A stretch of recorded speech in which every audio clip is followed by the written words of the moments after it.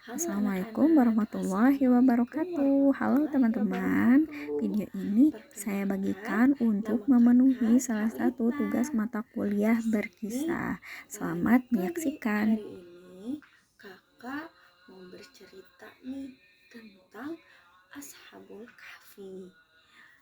Apakah di antara kalian sudah ada yang mengetahui siapa itu Ashabul Kahfi? Ya, betul. Ashabul Kahfi merupakan 7 pemuda yang beriman. Kisah Ashabul Kahfi ini berada pada 2 periode kekuasaan. Kekuasaan pertama berada pada pemerintahan yang mana manusianya menyembah berhala, menyembah bintang, serta matahari. Sedangkan pada periode kekuasaan yang kedua, pemerintahannya bertauhid kepada Ashabul Kahfi ini menganut agama Yahudi karena mereka hidup pada masa setelah wafatnya Nabi Musa alaihissalam dan sebelum lahirnya dengan Raja Dekianus ketika itu.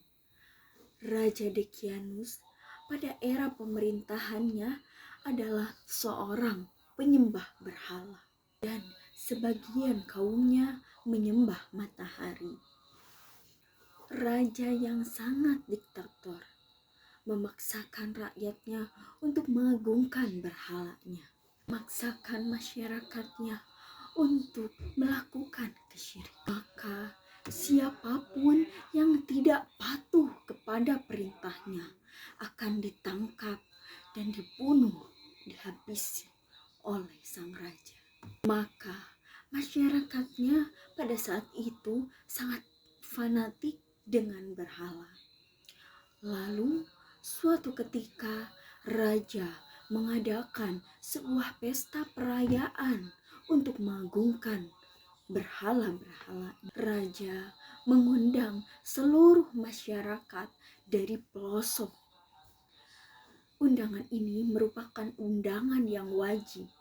Masyarakat datang dari berbagai kota, dari berbagai pelosok yang berbeda-beda. Karena undangan ini merupakan keharusan dan sudah menjadi undang-undang raja.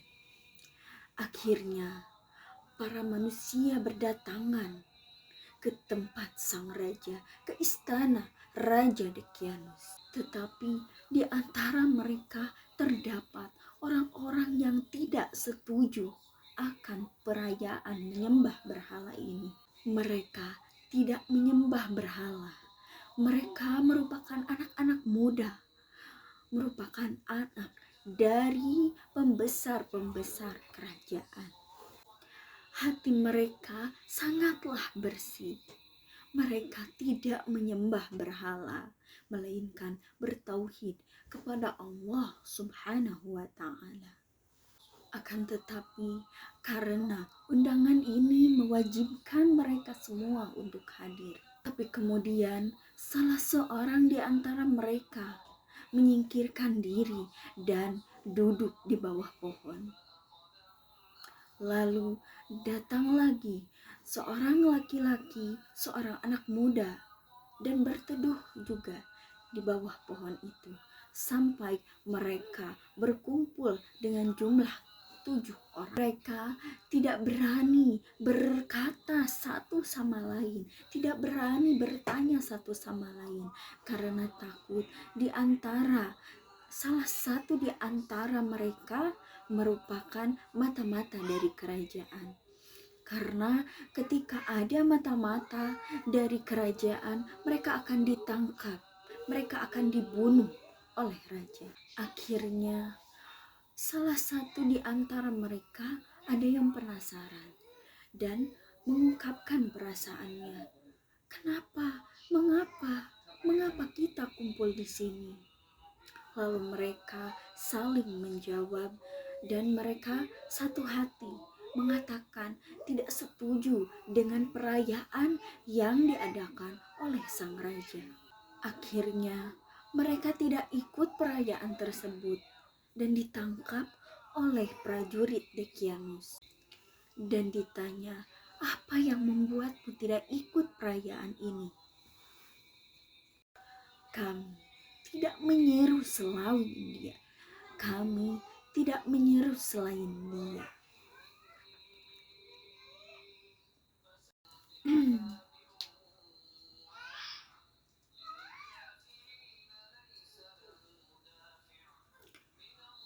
Sungguh, kalaulah kami berbuat demikian, tentu kami sudah berkata yang sangat jauh dari kebenaran. Kemudian anak muda ini mendakwahkan tauhid kepada orang-orang musyrik tersebut. Namun konsekuensinya ia akan dibunuh. Tetapi Allah menunjukkan kekuasaannya kepada kita semua. Allah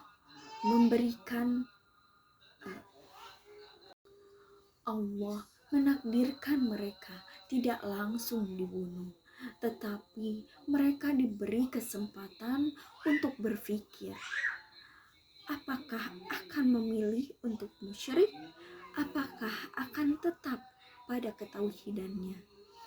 Jika mereka musyrik, maka sang raja akan memberikan jabatan yang tinggi. Akan tetapi ketika mereka memilih untuk bertauhid, maka sudah pasti ia akan dibunuh. Setelah itu, setelah 3 hari tiba, mereka 7 orang pemuda itu memutuskan untuk pergi, untuk melarikan diri dari kota dan pergi ke sebuah gua.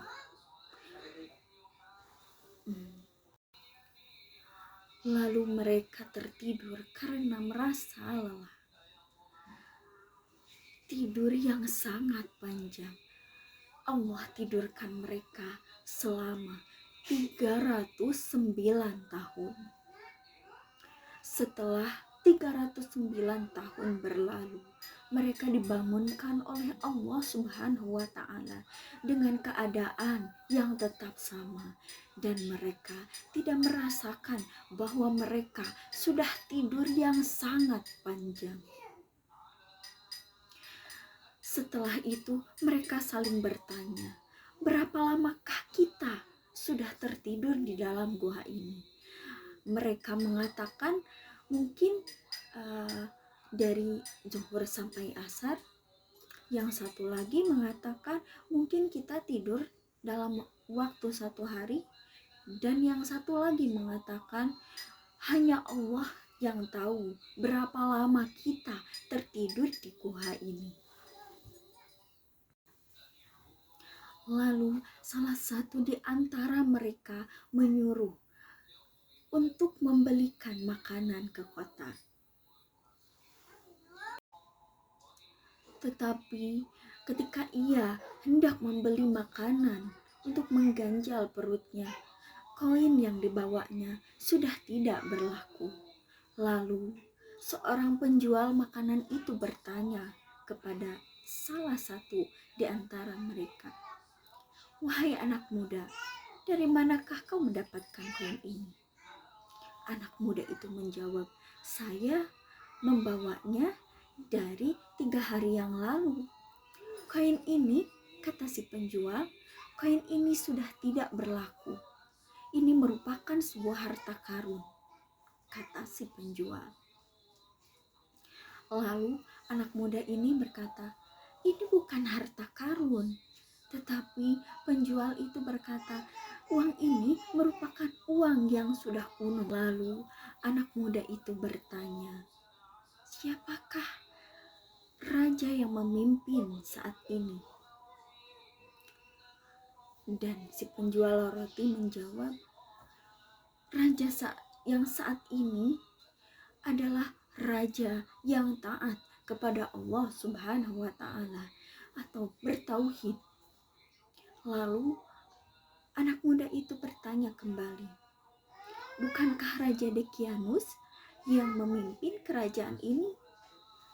Kata si penjual, apakah kau salah seorang pengikut dari Raja Dekianus?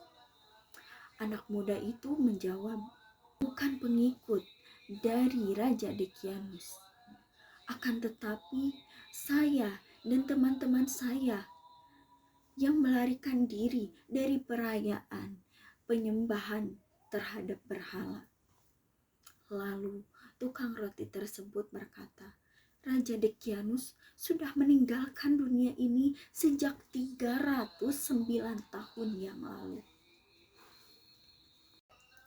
Singkat cerita, pemuda ini dibawa kepada sang raja dan diceritakanlah peristiwa yang sesungguhnya.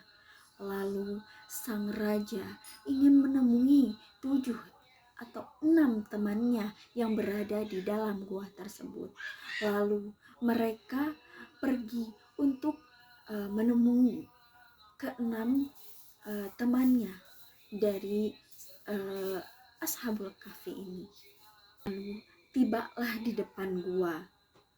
Kata anak muda tersebut, wahai raja, janganlah dulu untuk masuk ke dalam gua tersebut, karena saya akan meminta izin dulu terhadap teman-teman saya yang berada di dalam. Lalu masuklah sang pemuda ke dalam gua itu dan menceritakan kejadian tersebut kepada teman-temannya.